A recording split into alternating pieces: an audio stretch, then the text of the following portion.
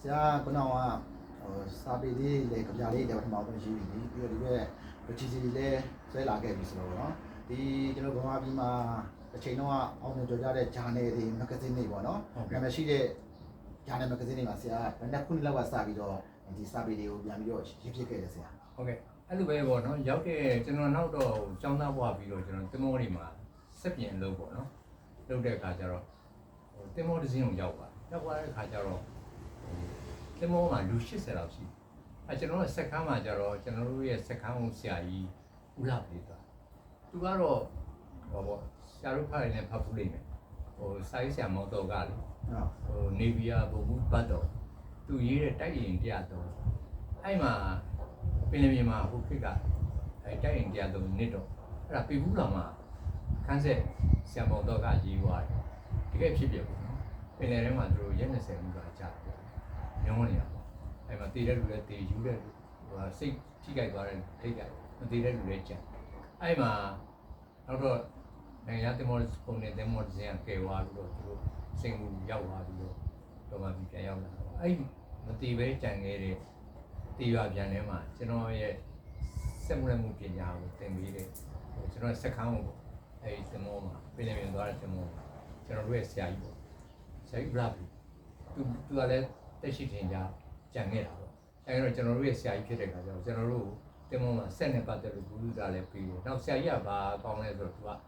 ရောက်တဲ့နေရာမှာသူကကဲဟိုကိတ်က black and white camera လေးရှိတယ်ဟိုကိတ်က color film မပေါ်သေးဘူး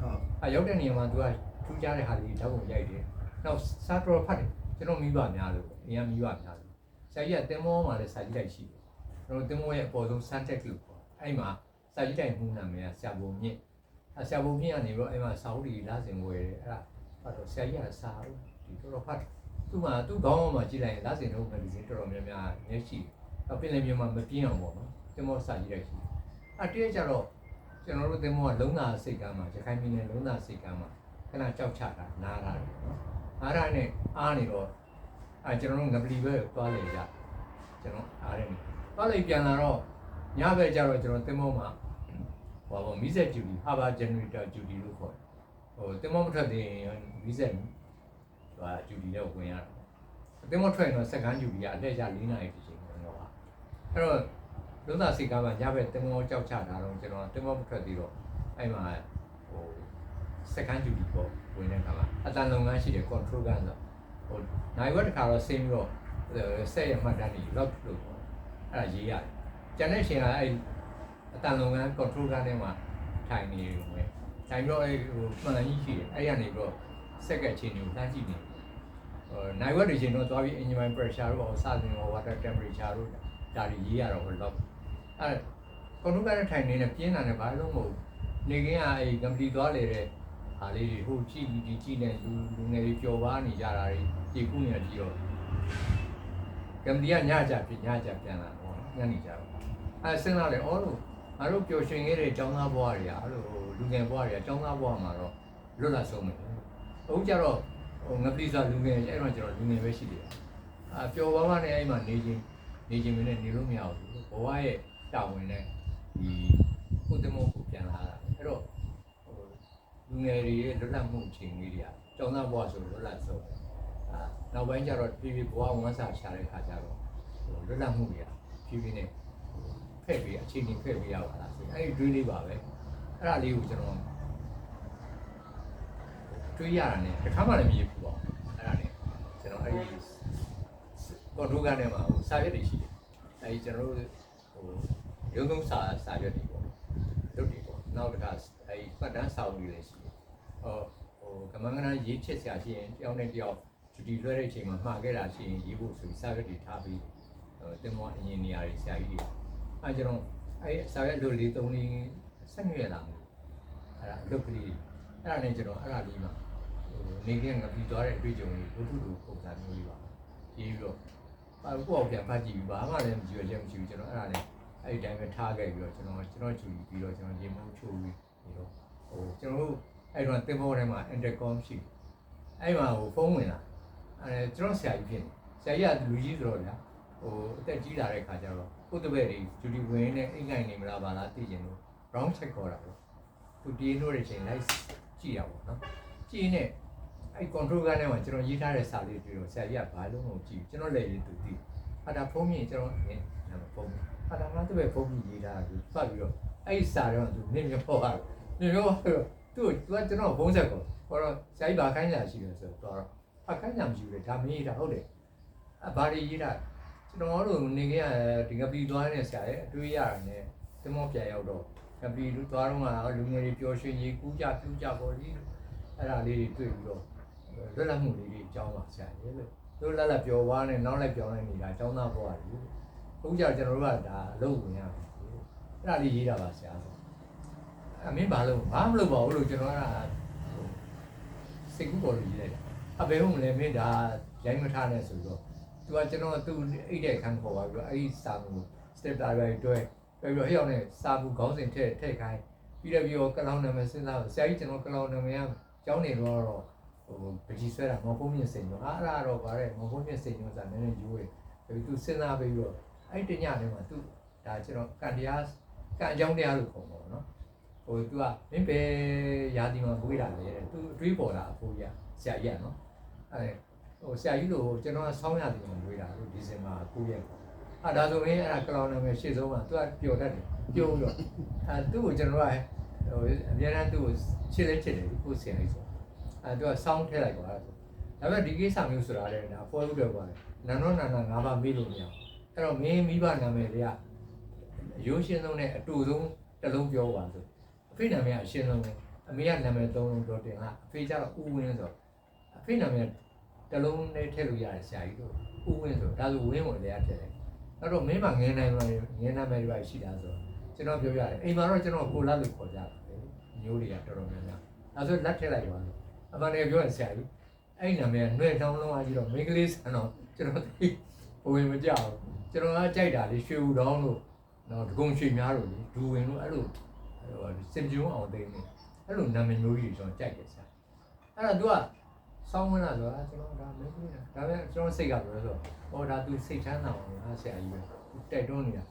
ာဒီဘုသူကပါမာလည်းမဟုတ်ပါဘူးလေလို့ तू ကအဲ့ပြီးလည်းပြော तू ကလူကြီးရဲ့ရှေ့လူကြီးရဲ့ထုံးတာစနစ်ကြတယ်ကျွန်တော်မဖို့မှာဆိုလို့စာမူ तू ကစာရက်ထက်သူ့မှာစာရေးတွေရှိတယ်စာရွက်ချက်တောက်တော့ရှေ့လူကြီးဆိုတော့သူ့မှာစိတ်ကောင်းနေပါလေရှိတယ်ကတက်ပြီးတော့ကျွန်တော်ဆရာကြီးတို့အဲ့ဒါဘယ်ပို့ရမလဲသူကခေါင်းအောက်ကစာအုပ်မဂဇင်းတွေတုံးလေးကိုရှိစာရေးတဲ့ကငါတင်မောစာရေးရငါတ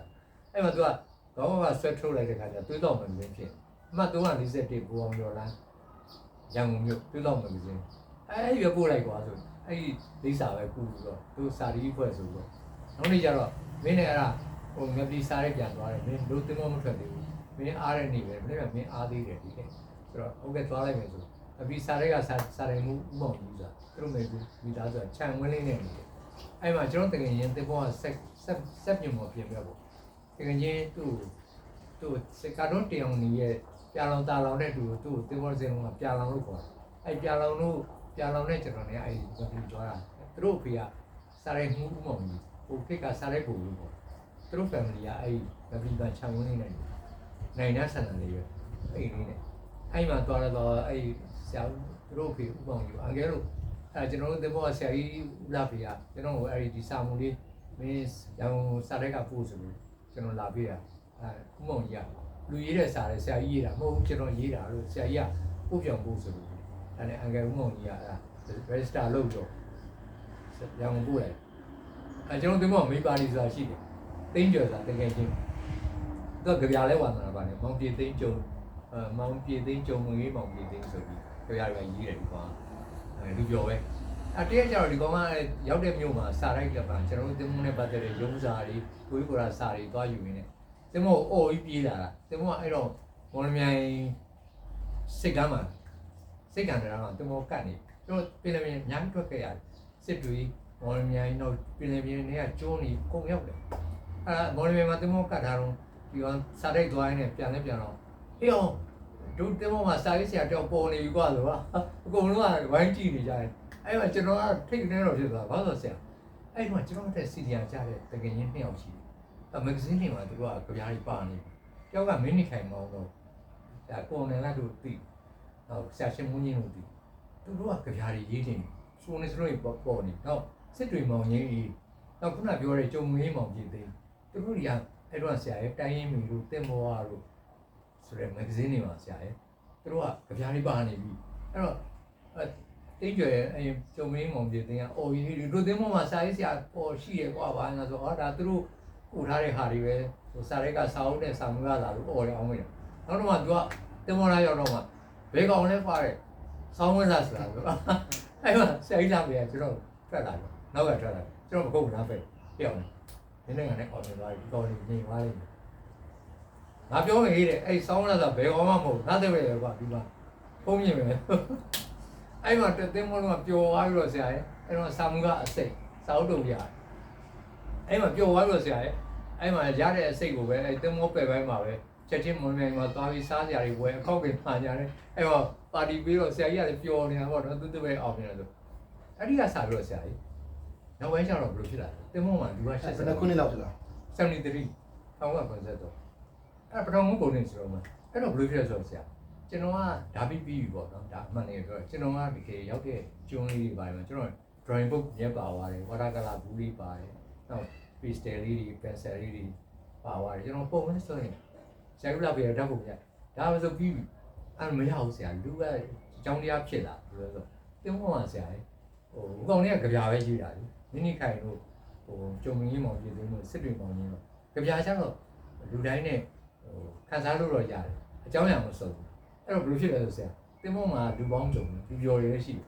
အဲ့တော့ကျွန်တော်လာပြီးတော့ပြောင်းနော်ငါအကြောင်းရေးပြီးနာမည်တွဲပြီးတော့ဒါသူတို့ရဲ့အခြေရေးနောက်တစ်ခါတချို့ကြောက်လဲအိမ်တော်ရှိတဲ့လူကြောက်လဲရောက်ကောက်အောင်မကြည့်တဲ့အကြောင်းအမျိုးစုံပဲဆရာတချို့ကြောက်လဲတကယ်ဝမ်းနေဆရာကောင်းတယ်သူတို့နေခဲ့ရတဲ့ဘဝဖြစ်ပျက်ဒီ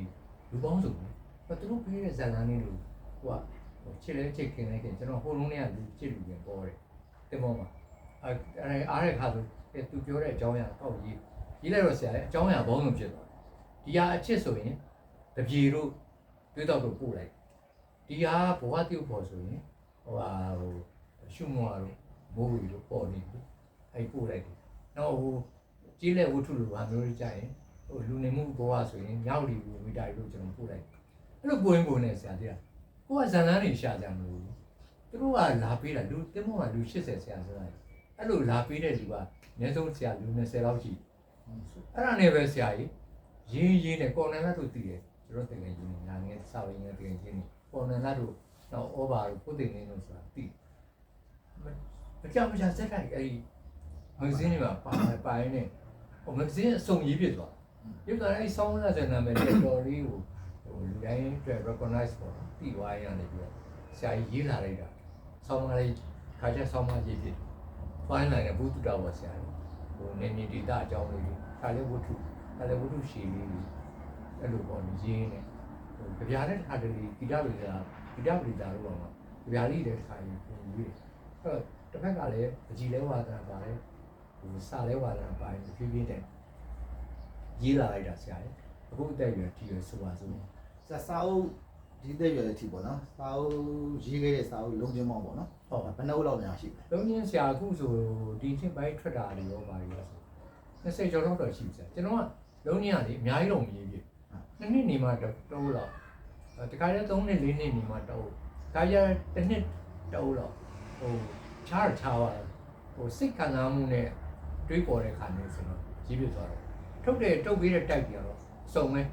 ဟိုထုတ်ဝေပေးတဲ့တိုက်တွေကဝါမုံအောင်စာအုပ်တိုက်ရှိတယ်စိတ်ကူးချိုချိုရှိတယ်အမှန်သိရှိတယ်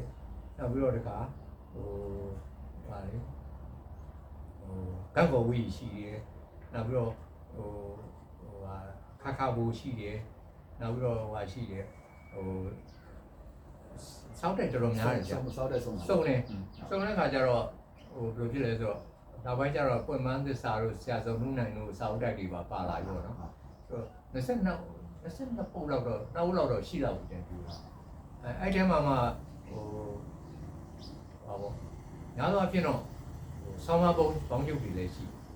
ဒါများတာတော့ယတဝတ္ထုရှင်းများပါဒီစာအုပ်တွေကြားထဲမှာပေါ့နော်ဆရာထဲခွဲဦးတဲ့စာအုပ်တွေတန်းမှာစုရတဲ့စာအုပ်တွေပါရှိတယ်ဆရာဟိုပေါ့မြို့သားစာပေစုရတာပါဆိုတော့ပထမဆုံးမြို့သားစာပေစုရတာဝမုံအောင်စာအုပ်တိုက်ကထုတ်လိုက်တယ်ကျွန်တော်မဂ္ဂဇင်းဝတ္ထုလို့15ပုဒ် အဲ့ဒါကိုဘာလို့ရွေးမလဲရွာလေးနဲ့ခြားဝတ္ထုတို့များဆိုပြီးတော့အဲ့မှာဘာမို့အောင်ဆောင်တိုက်ကထုတ်တယ်ထုတ်တော့အဲ့ဒါပထမဆုံးမျိုးသားစာပေစုဝတ္ထုတို့ပေါင်းညုံနဲ့ရနောက်အဲ့ဒါ1994နောက်2000ခုနှစ်ကျတော့ဟိုကျွန်တော်နဲ့ခင်နေပေါ့နော်ဟိုဟာပေါ့ရင်းလာဆရာစာရေးဆရာကြီးဒါနဲ့ရောဦးချစ်မောင်တို့ဒါနဲ့ရောမမလေးတို့ရဲ့ညီပေါ့ကိုသိန်းစိုးတရားရတယ်သူကတရားရနာစာအုပ်တိုက်ဆိုပြီးထူထောင်တော့ကိုဆောင်ကျွန်တော်စာအုပ်တိုက်တွေဝတ္ထုရှိတခုတော့ပေးရဆိုကျွန်တော်အဲ့လွမ်းလောက်ပေးပြီးဆိုပြီးတော့ဝတ္ထုရှိလေးတခုရေးလိုက်လုံးရင်းလေးပေါ့အဲ့သူ့စာမှုပေးလိုက်တော့သူထုတ်တော့အဲ့ဒါ2001ခုနှစ်မှာတခါဝတ္ထုရှိတဲ့မြို့သားစာပေစုရပြန်အဲ့လိုနေရာနေပြီးတော့ကျွန်တော်ပကြီးဝါသနာပါတော့ဆရာရဲ့ကျွန်တော်တို့ဟိုသူများနိုင်ငံတွေမှာဆိုဆရာလည်းသိတဲ့အတိုင်းပဲဘက်ဆင်ဘင်ကိုတို့Paul Gauguin တို့သူတို့အကြောင်းတွေဆိုရင်ဆောင်းမတွေလည်းရေးကြတယ်ပကြီးကျော်ကြီးပေါ့နော်ဆောင်းမတွေလည်းရေးကြတယ်နောက်ပြီးတော့ဟိုရုပ်ရှင်တွေလည်းရိုက်ကြတယ်သူများနိုင်ငံတွေနောက်ဝတ္ထုပုံစံနဲ့လည်းရေးတာတွေရှိတယ်ကျွန်တော်နိုင်ငံမှာကျတော့ကျွန်တော်လေ့လာကြည့်တော့ဟိုယောဘပကြီးနဲ့မြန်မာပကြီးကို combination ပေါ့အောင်ဆက်ပေးတဲ့ဒီကျေးဇူးရှင်ပေါ့လမ်းဖွင့်ပေးတဲ့ပကြီးဆရာကြီးတွေမှာဆရာကြီးဥပညာလည်းပါတယ်ပကြီးနဲ့ပတ်သက်လို့ကျေးဇူးရှင်ကြီးပေါ့နော်အဲ့ဒီပကြီးဆရာကြီးဥပညာကသူကဘာတော်တော်သားဒါပေမဲ့သူအင်္ဂလန်တို့ဘာလို့ရောက်သွားပြီးတော့သူ့ဘဝအကြောင်းတရားကံအကြောင်းတရားရောက်သွားပြီးတော့အဲ့မှာသူကဲတော်ဝင်ပကြီးကျောင်းကြီးမှာတက်လာပြီးတော့ကဲဗမာပြည်ပြောင်းတော့ကဲပကြီးကျော်ကြီးပေါ့နော်ဖြစ်တဲ့အခါသူ့အကြောင်းတွေကညာစိတ်ဝင်စားဖို့ပေါ့အဲ့သူ့အကြောင်းတွေကိုဆရာကြီးဦးမင်းနိုင်တို့ဆရာကြီးမျိုးတွေကနေဆောင်းမတွေအများကြီးရေးတယ်ဆရာဥပညာသူ့ဘဝနောက်ကြီးဆရာကြီးရည်သားမောင်တို့ဥပညာအကြောင်းကြီးဒါပေမဲ့သူများနိုင်ငံတွေမှာကျွန်တော်ပြောသလိုရတဝတ္ထုပုံစံရေးတာမျိုးလို့ဆရာဥပညာရဲ့အထုပ်ပတ်တွေကိုဟိုရုပ်ရှင်ရိုက်တာမျိုးတော့မရှိသေးဘူးဒါကကိုယ့်နိုင်ငံရဲ့အနေအထားအရာပေါ့နော်အဲ့တော့ကျွန်တော်ကတွေးသွားပေါ်တယ်ဩလို့ငါလည်းပကြီးဝါသနာပါရတာအဲ့တော့ငါတက်ရှိထင်ရှားရှိလို့မှာလို့ဒီပြီးဆရာကြီးရဲ့ဟိုဂုဏ်ပြုတဲ့အနေနဲ့ဟိုဓာတ်ပုံပဲမြင်မှုပါတယ်ဆရာဥပညာသူ့ပကြီးကားတွေတော့မြင်မှုတယ်မျိုးသားပြတိုက်လို့ပါတော့မှဟိုလူချင်းတော့ပဲလန့်ကွာဝေးဟိုမမြင်ဘူးလိုက်ပါအဲ့တော့သူ့စာတွေဖတ်သူ့အကြောင်းတွေဖတ်ပြီးတော့ဟောဆိုသူ့အကြောင်းကထွင်ကြီးကစမ်းသပ်ကြည့်မယ်လို့နော်စူးစမ်းကြည့်မယ်လို့ဟိုသူများနိုင်ငံတွေမှာဟိုဆောင်းမတွေကိုဝတ္ထုပုံစံကြောရွာတော့မပြောက်စေရဘူးဟိုဥပညာဆိုဥပညာသူ့ရဲ့ဘဝကြောရွာတော့ဆောင်းမတွေကမပြောက်စေရဘူးဒါပေမဲ့ဝတ္ထုပုံစံနဲ့ရတာပအောင်ဇက်ကောင်ကြီးဖန်ပြီးပါညာနဲ့သူ့မူရင်းကြောရွမပြောက်အောင်စူးစမ်းရေးကြည့်မယ်ဆိုတော့စူးစမ်းအဲ့ဝတ္ထုကျွန်တော်ဘယ်မှာသွားရည်လဲဆိုတော့ကျွန်တော်စာရေးလုံးချင်းဟိုတော့ဆရာအခုတော့အိမ်မှာပဲရေးတာများဟိုတော့ဆိုလို့ရှိရင်ကျွန်တော်အားရရဲ့ဆိုရင်ဥမာသူ့တွင်တရားရဲ့မျိုးပေါ့အိမ်ကမိသားစုပါခေါ်သွားပြီးတော့ပြီးထွက်တဲ့သဘောလေးပါအဲ့ဒီဒုတိယအကြိမ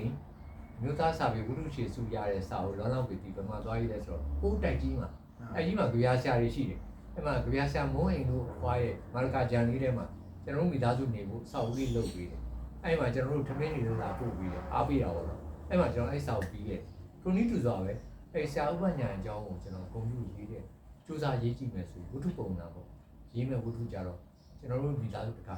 ကြံရေးကြီးထွက်ပြအောင်ဒါဆိုတော့ကျွန်တော်နဲ့ခင်တဲ့ဆရာကြီးဦးထွန်းကြည်ဆိုတာမြို့နယ်ပညာရေးမှုရင်းစာ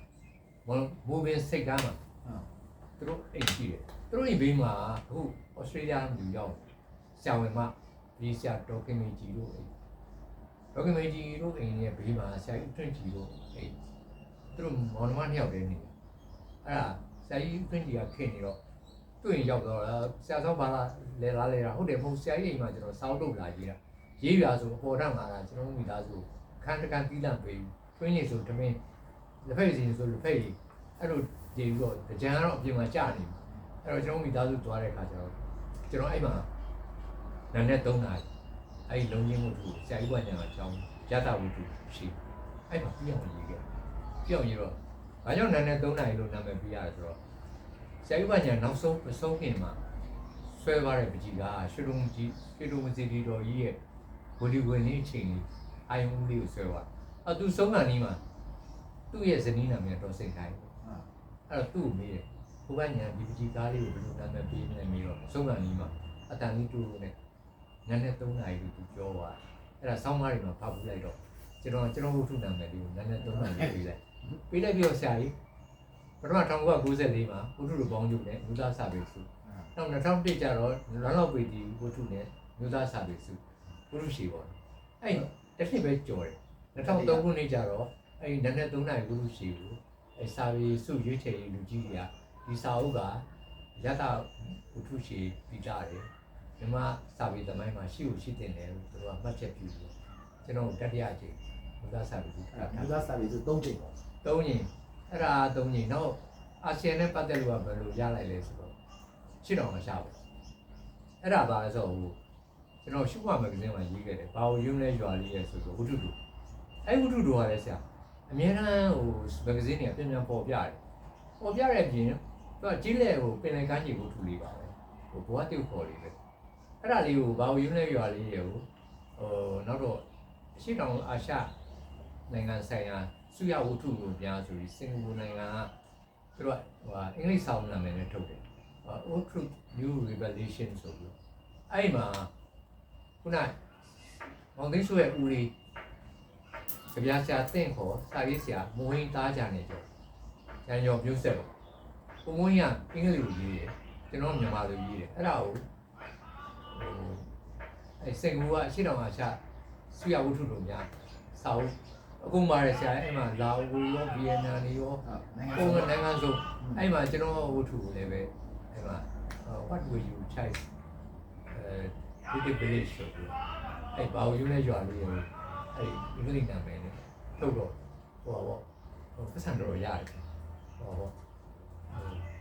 FEC နဲ့ရတယ်အဲ့တော့ FEC တော်တော်ရတယ်နောက်တစ်ခါဝတ္ထုနဲ့ပတ်သက်လို့နိုင်ငံသားဝင်တက်ခါရဘူးသေးတယ်ဟုတ်ကဲ့အဲ့ဒါပါဆိုပေဦးတော်မဂ္ဂဇင်းမှာကျွန်တော်ကြီးတဲ့ဝတ္ထုတွေပဲဟိုကြီးရွာတွေကမြို့ဝချုံပေါ်ဒေသကြီးရွာတွေကညီမတကယ်ချင်းမှ2ယောက်ရဲ့လက်သူမာလေး2ယောက်ရဲ့ကြောက်ကြောက်တန်ဝန်းစင်ကိုဖွဲ့တာရေဆက်ဆိုပြီးအဲ့ဒါလေးကပေဦးတော်မဂ္ဂဇင်းမှာကျွန်တော်ရေးတာအဲ့ဒါကိုဂျပန်နိုင်ငံဥစာကတက္ကသိုလ်ကနေပြီးတော့ပထမဂျပန်လိုဘာသာပြန်တာမာဆာမီဟာရဒါသူကမြန်မာနာမည်တော်စာမြင့်သူကဂျပန်လိုဘာသာပြန်တော့တခါကျွန်တော်ဒေါ်လာစာမူလာရတယ်နောက်တစ်ခါကျတော့ကသူ့လိုပဲအဲ့ဒီရေစဲဝတ္ထုကိုပဲဟိုမြန်မာနာမည်ကျတော့မပန်းခဲ့လို့ပေါ့ဟိုဆရာမဂျပန်နာမည်ရှိသူကလည်း